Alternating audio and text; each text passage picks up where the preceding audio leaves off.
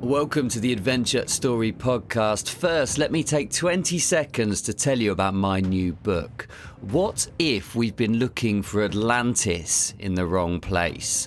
When an archaeologist dies protecting an impossible secret, her final message sends Eden Black racing into the Sahara to find an ancient crystal encoded with the knowledge of a lost civilization. It's the power that once turned a paradise into a wasteland. From high-speed chases through Marrakesh to an underground chamber older than recorded history, Eden must face a rogue scientist determined to use the crystal to reshape the world. Last time it awakened, the Sahara was born. This time, it could end everything. The Sahara event is the 7th in my Eden Black archaeological thriller series. Search for the Sahara event by me, Luke Richardson, wherever you get your adventures. Right, let's get on with the episode.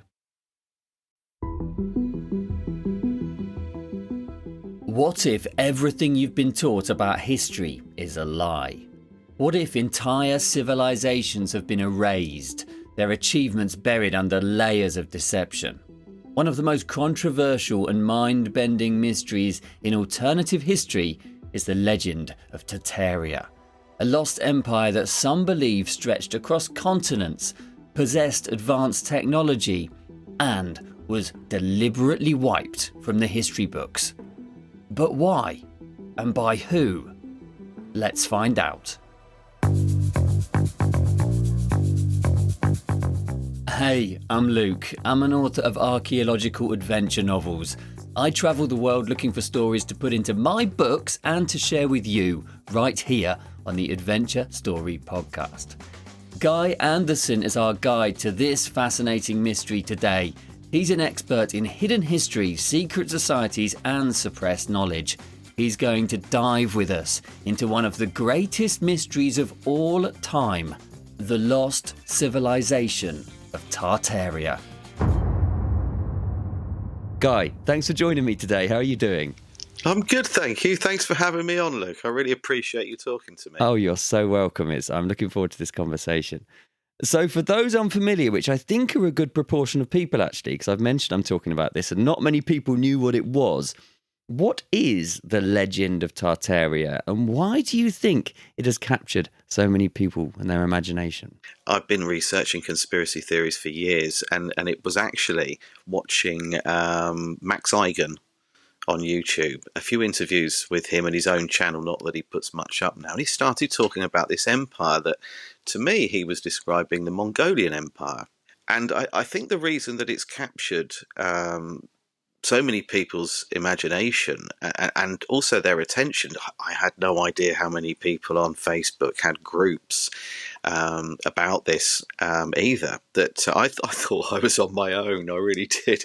I think because it's a historical mystery. What the claim is that this is an empire that goes back to Gog and Magog and includes people like King Solomon and Genghis Khan. It's got a very high profile to it. The implications are that some of the biggest names in history are connected to it. The fact that there is a possibility that an empire has been wiped out of our history books just gives a distrust of the mainstream historical narrative. You're instantly asking why. Why would they do this? And I think also people do have a desire for hidden knowledge, and this appeals massively to those. I love that. Yeah. So tell me a little more about it then. Where was it? When was it? What period did it span? Those sorts of things I'm interested to know. The Tartarian Empire was really covering what we now call Russia and Asia, but going into Eastern Europe as well. So really the Northern Hemisphere was under the control of the Tartarian Empire. But I think to call it an empire is wrong. I think it was a way of life or an era. Perhaps that would be better. But a lot of religious people refer to the same period of time as the millennial reign of Christ.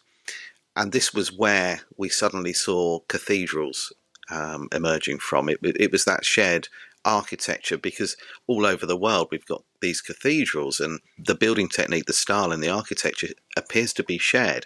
And the same is true of, you could look at St. Paul's Cathedral, the Vatican and the White House and see similarities there, built by people who'd never visited any of the other locations. So it's a sort of shared understanding of sacred geometry, and and that went from the Northern Hemisphere and then sort of spread globally, and as far away as South America, Samoa, Australia, New Zealand. It's everywhere. The evidence is all over the world. That's fascinating. I love this. But it's often argued, in the mainstream historical narrative that this is a conspiracy theory, this is a myth. Yeah, what are people missing? Why isn't this in every textbook in a history classroom? Well, I think first of all, the whole terminology around the word conspiracy, or the words or phrase conspiracy theory, are what I have an issue with, and that is that a lot of the public, people who are, as I call them, normies, what they don't realise is that we're not just looking into things for fun or because we wear a tinfoil hat. What we're doing is we're looking to see if the powers that be, world leaders, the bloodline families, the cabal, the Vatican, the Jesuits, whoever you want to refer to these people as, I personally call them parasites. I think they're a parasitic race of people. They have, over the years, and a lot of it's been proven now, they've conspired against us. And the conspiracy theory is to research something. It is just a theory. We're researching the possibility that we've been conspired against. This is important. This is not something that people do because they're mad or bored. So it's actually, the whole conspiracy thing, I think, has got a bad name. I also think that the reason that there is an issue with the whole Tartarian topic is because what it does is it throws out our historical narrative completely. I mean, it's going to change every single history book, every single lecture, every exam paper, every qualification or form of research into history. It's just is thrown out the bath. And that's what makes it compelling, I think, to learn about and to try and understand, doesn't it? Yeah, I mean, you'd have to rewrite encyclopedias, atlases. Our understanding of how these buildings were actually designed and who built them. Everything would be opened up, and then of course the knock-on effect from that is we're going to start questioning everything else. If they're going to wipe 1,000 years worth of a very significant and advanced civilization off the face of our history and our history books, then what else have they done? And you've only got to see what happened with Graham Hancock when he started talking about the Younger Dryas period to see how he was attacked. I think the Observer newspaper in particular really went for him, and 5 minutes later, this theory he had becomes proven. A lot of people with egg on their faces out there. I love that. Yeah. Do you feel that it's because we have quite a sort of Eurocentric historical narrative? I think it's not just that. I think to doubt, if you start doubting your past, and of course there are people over the years that have said, if you can control someone's past or deny them of their past, then you can control their future. So I think there are lots of different reasons for it. I think we're pushed into following the mainstream. I think that that's an issue, and I think the reason that a lot of scientists and researchers and archaeologists are loath to start picking away at this to see if there's anything to it is because they fear the lack, well, first of all, being ostracised, ridiculed, and then of course ultimately lack of funding. That makes sense. So you've mentioned briefly the buildings, the structures of cathedrals the world over. What other evidence is there? You've got to have, what tangible stuff is there that suggests this was a real place or a real, what did you call it, an era? I started looking at maps. That was really where I began looking at maps. But when I started digging, and I find that Yandex, Russian search engine, found more maps than I could find anywhere else. And when I started researching, DuckDuckGo was a good independent source. But I stumbled across something called a comprehensive system of modern geography and history. It was written by Edwin Williams in 1835, and it was quite a commonly used exam paper at universities in the 1800s into the 1900s. And I stumbled across this. It was a huge document. But what I suddenly realised after maybe just an hour or so of looking through it was the questions started to appear in there about Tartary, because it's also referred to as Tartary or Great Tartary. It was full of questions in an exam paper all about the empire that apparently never existed. What are the geographical boundaries of Tartary? What's the main cultural and religious aspects to the Tartarian religion? The Tartarian practices. Are there any notable events during the Tartarian reign? They're in an exam paper.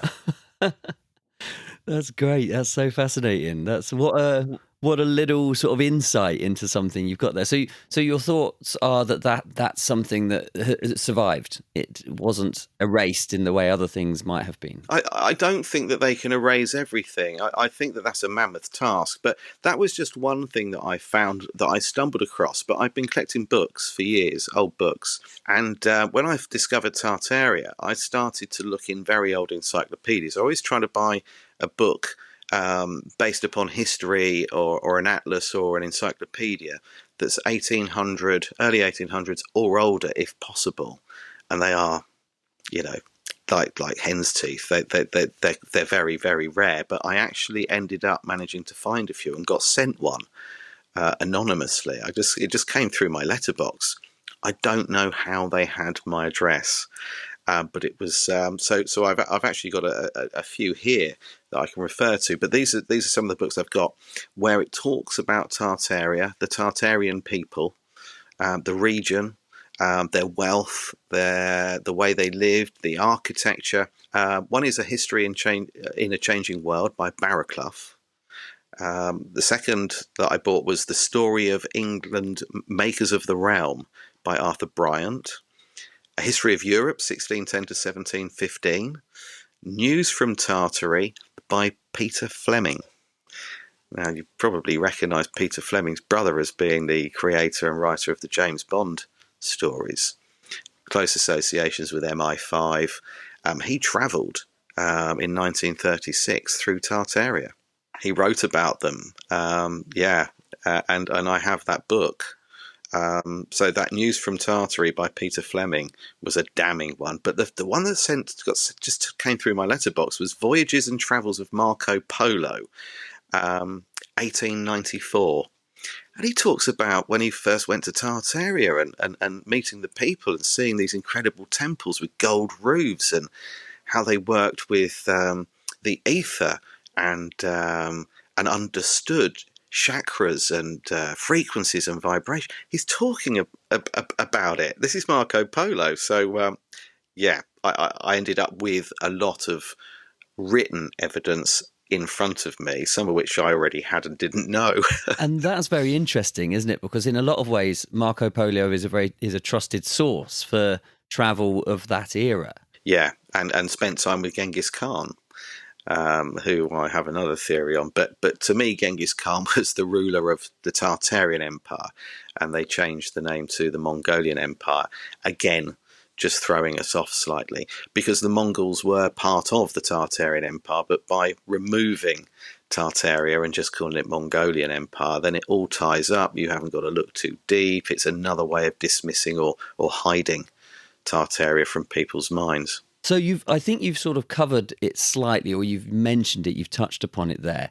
If this was erased from history, who benefited from it and why do it? Because it's a massive amount of work, isn't it? To remove the books, to destroy the buildings, to all of these things. Why? For me, it's that one ultimately comes down to greed.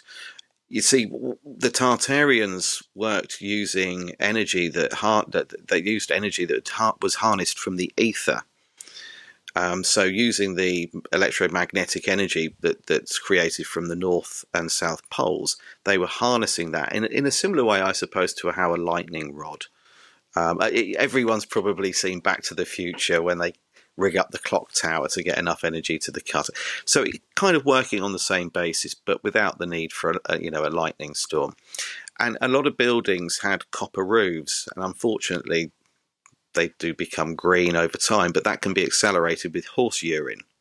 So a lot of them were covered with horse urine to hide the fact that they were once copper.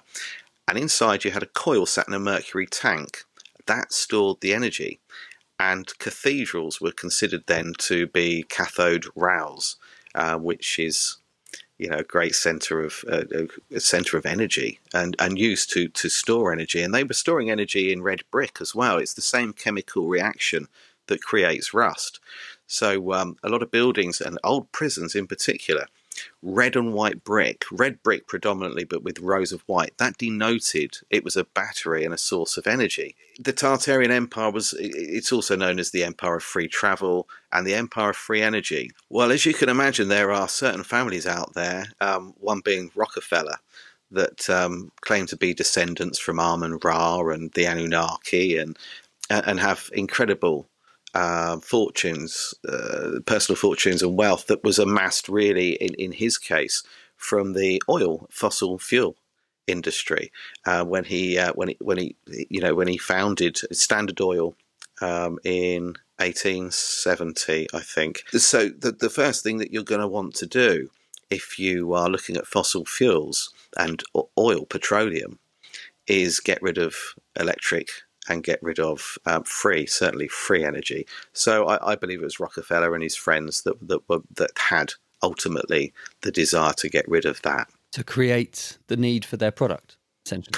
Yeah, he was closely aligned with Henry Ford, obviously with the Model T and the internal combustion engine. But it didn't just stop there, because going into a cathedral or cathode rail, if you were feeling unwell, the pipe organs and the bells in churches too were set to a certain frequency. 432 hertz, which basically healed your organs. It balanced your chakras, so to speak. Now, nobody really that's financially involved in pharmaceuticals, which Rockefeller was. No one really wants people to be well when there's money to be made out of them being sick. And of course, the pharmaceutical ingredients, a lot of them are synthesized from petrochemicals, including the packaging, blister packs, bottles, tubing, etc. So I believe that greed and control, keeping us low, keeping us sick, they don't want us paying too much attention. They want us to do what we're told, dumbed down. And this is all achieved by us struggling to make ends meet, by having to buy fossil fuels to run our car, heat our home, and then relying again on fossil fuels indirectly through pharmaceuticals to maintain our health ultimately through the desire for them to bloody poison us. We talked briefly about Nikola Tesla and his fitting into this story. He's a name that's often bandied around in these circles. How do they fit together then? Yeah, Nikola Tesla's a strange one, and it wasn't until I started looking into Tartaria and the technology where they were harnessing energy from the ether that Tesla popped up. To many, it's a car manufacturer. One strange thing about him is I've been looking for about 5 years now for any video footage I can of him, and I've not been able to. I even tried the museum, and there's nothing anywhere. And I find that strange, because apparently he gave lots of talks and lectures. He was in a lot of newspapers. He was hanging out with celebrities and powerful people. Yet you can find it of Edison and Einstein. Einstein claimed Tesla to be more intelligent than he was. But at the forefront of technology, why is there no video footage? And you know what the museum said to me? They think he might have been camera shy. I thought, thank you very much for that. The man actually occasionally said he was from Venus. But there are two things with Tesla. One is, did he exist? I'm not saying he didn't, but did he? Because there's an awful lot of patents put to this person. And he spent his life's work trying to harness energy from the ether to give the world free energy. Well, to me, that's reverse engineering Tartarian technology. Or it's finding a way of saying we know that it's possible or could be possible to achieve this. So we're going to clump all of the research and give it to one man. And then at the same time, We're going to also credit him with the X-ray, neon lights, and so many, sort of over 300 different patents. But of course, he did patent that. So for it to be patent, to have a patent, sorry, it has to work. You can't get a patent on something that doesn't work. But all of the people that have since tried to create a device that will operate on free energy have accidentally died. I do have a quote somewhere from him.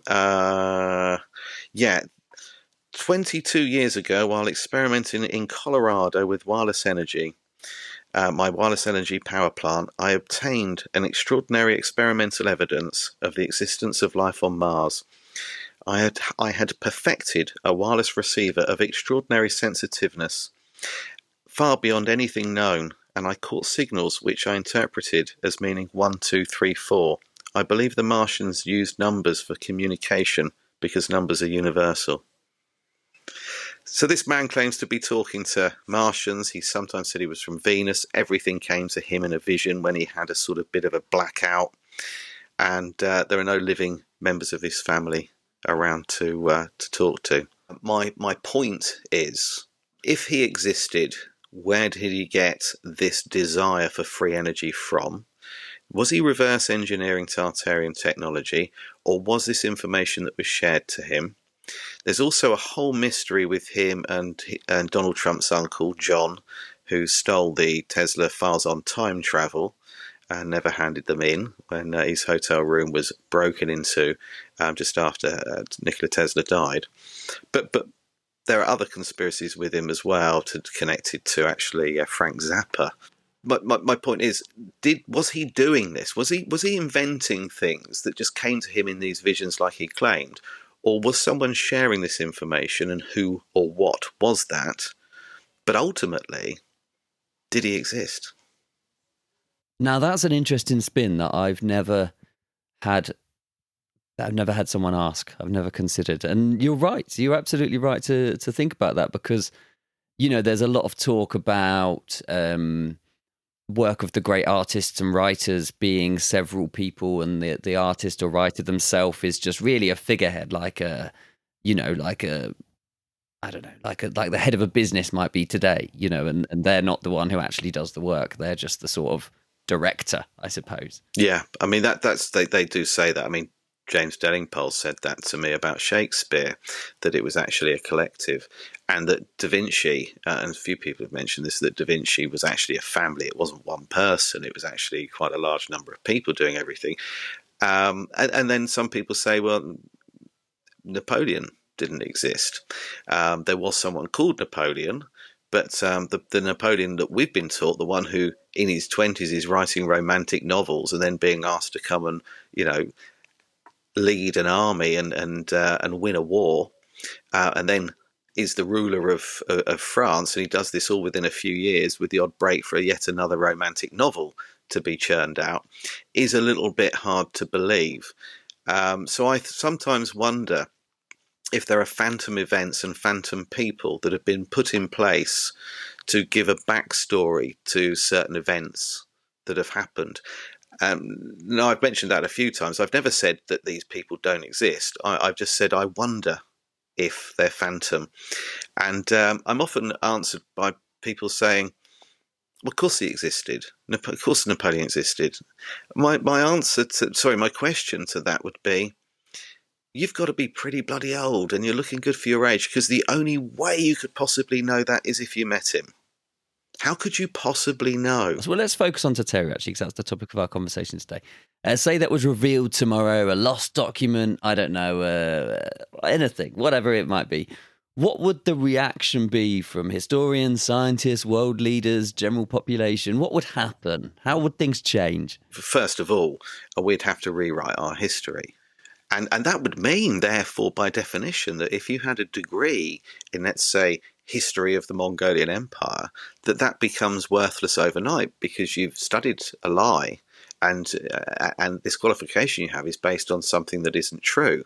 So I think that there are ramifications, certainly for having to revise our history. But it would also make us question everything that we've been told. We would have an even bigger distrust in what what we hear and what we're told, because ultimately it doesn't matter who you vote for and who's running what country. The strings are pulled much higher up than that. We've got forums and think tanks that really seem to be controlling, and above them you've then got Council of 13, Club of Rome, and so on. So there is this pyramid of power, and so we would have a far greater distrust on everything. And I think that then we start questioning the moon landings, what happened with Princess Diana, everything's becomes up for debate, and you're just not going to believe anything on the news again. But then, of course, you'd actually have an identity crisis, because there would be people out there that think they're Mongolian that suddenly find out they're Tartarian. You'd have people from Russia and Asia that think they're Asia, but actually that region is called Tartaria. You've still got Tartarians around actually in Crimea and Russia and Asia now, but they still are a recognised race of people. But of course, we're also going to suddenly realise that there is missing technology. If they were working with free energy, why have we been paying for energy for so long? What happened? Who was behind it?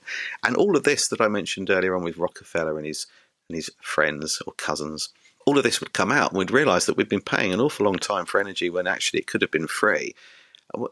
We might want our money back.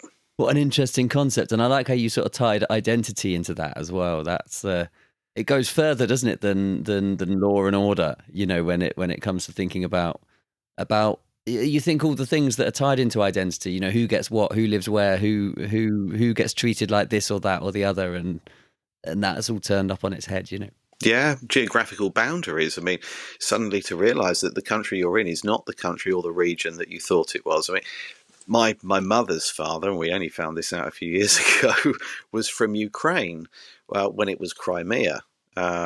So, now that was a significant part of Tartaria. So that would mean that not only have I been researching this for 5 years, but my grandfather was a Tartarian.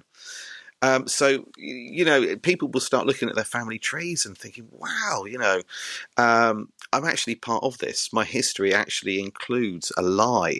That means that where my family are from, where my descendants are from, has been totally fabricated as well. So this is now personal. It's personal. And we would look at, of course, at construction methods. How are they able to build these things? And how did they share that information? So you have a building in Argentina or Rio de Janeiro, for example, that looks almost identical to the White House. How did that happen? How were they communicating before communication and before travel was as accessible and easy as it is now? What else have they lied about? Fascinating stuff, Guy. That is all we've got time for today, unfortunately, but I would love to talk to you about some of these other points that you've made today. In the meantime, where can people find you, your research, your books, all of the things that you do online? Well, as somebody said to me the other day, you can find your book on A. Mason. But I publish through Amazon, so that's where most people buy my book from. But I do sell signed copies quite regularly. But if they want to reach out to me, they can email me. But I also have a YouTube channel and a Facebook group. And everything's called the same, Tesla and the Cabbage Patch Kids. So search for you online, Tesla and the Cabbage Patch Kids by Guy Anderson, and they'll find you there. Thanks so much. Thanks for having me on. Wow, what a story. So many questions, so much intrigue. That's definitely going to have to be part of one of my adventure stories at some point in the future. This is the Adventure Story Podcast. Thank you so much for hanging out today. I love sharing these stories with you. It's great to spend this time with you. If you've enjoyed the show today, please subscribe, please like, and please share. It will take you just seconds, but really helps me spread the word about this show and what we're trying to do. If you have a story you'd like me to explore, let me know in the comments or on the email hello@lukerichardsonauthor.com. And if you need more adventure in your life, and let's be honest, who doesn't, you might like to join the Adventure Society. This weekly newsletter is your ticket to travel with me, share real-world adventures, and find out when a new story or season of the podcast drops. Head to lukerichardsonauthor.com/Adventure Society. A special thanks to my patrons who make creating like this in different ways possible. All my books and podcasts are dedicated to you. You keep me motivated when times get tough and focused when something else threatens to steal my attention, which happens quite a lot.